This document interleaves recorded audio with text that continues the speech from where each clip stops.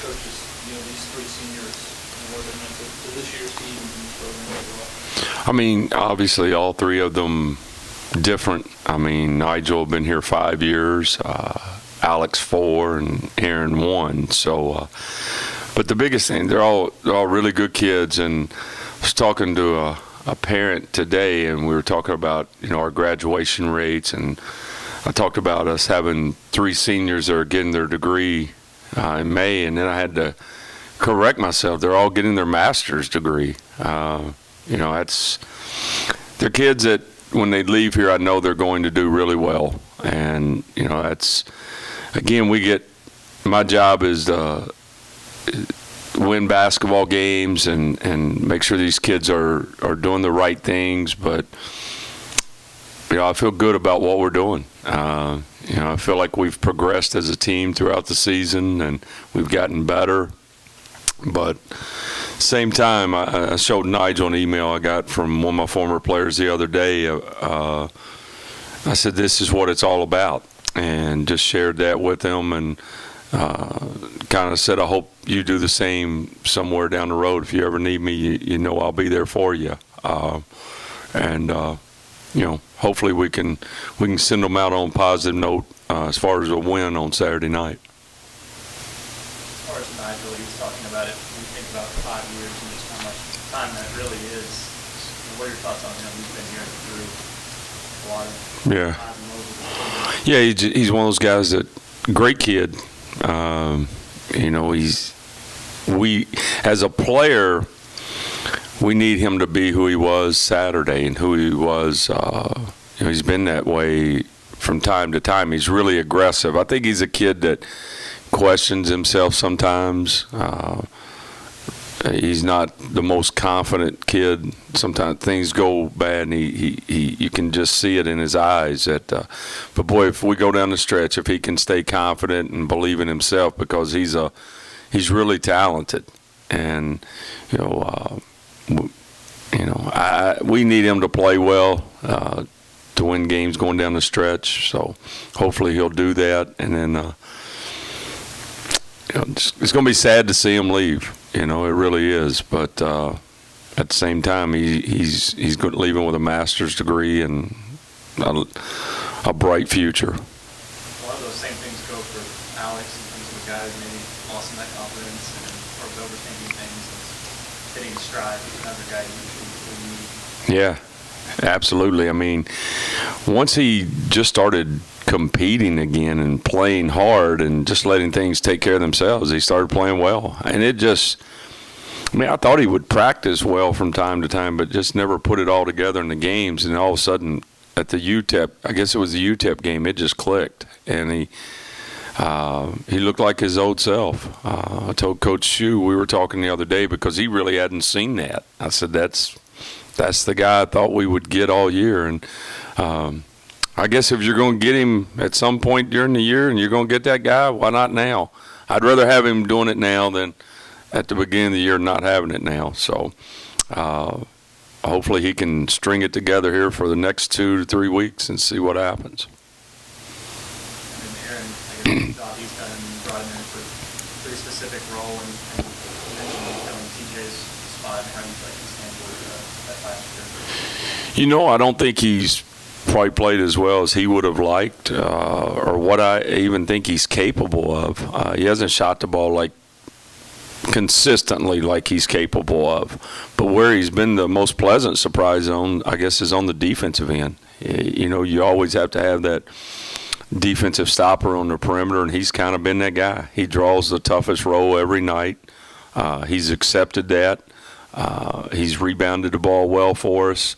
I guess if I say anything, I would like to see him be consistent shooting the basketball going down the stretch. I think that would really help us. But, again, he has a good basketball IQ, and he's competed, and hopefully these next 2 to 3 weeks he'll play his best as well.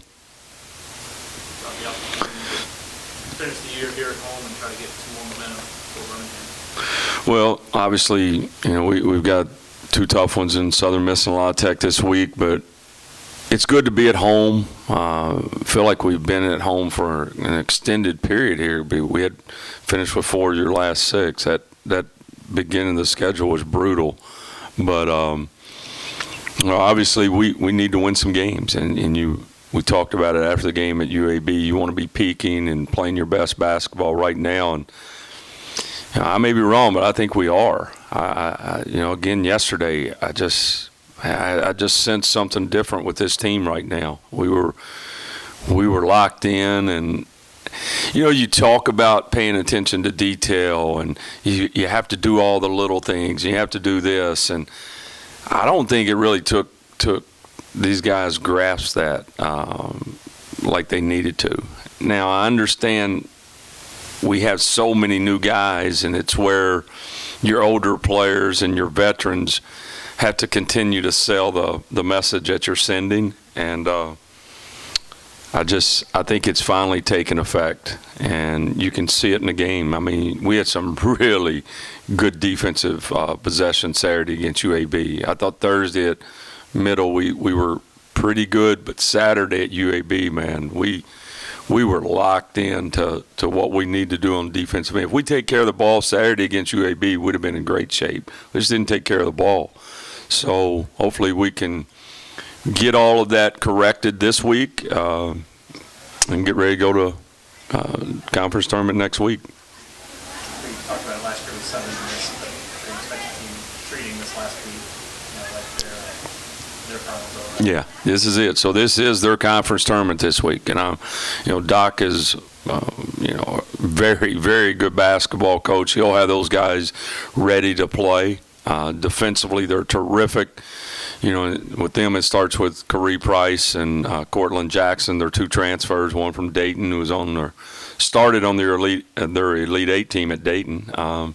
Cortland Jackson, much like Aaron, a 5th-year transfer from Iowa State. So, they're very efficient in the half court, and they're offensively, and then they are terrific defensively.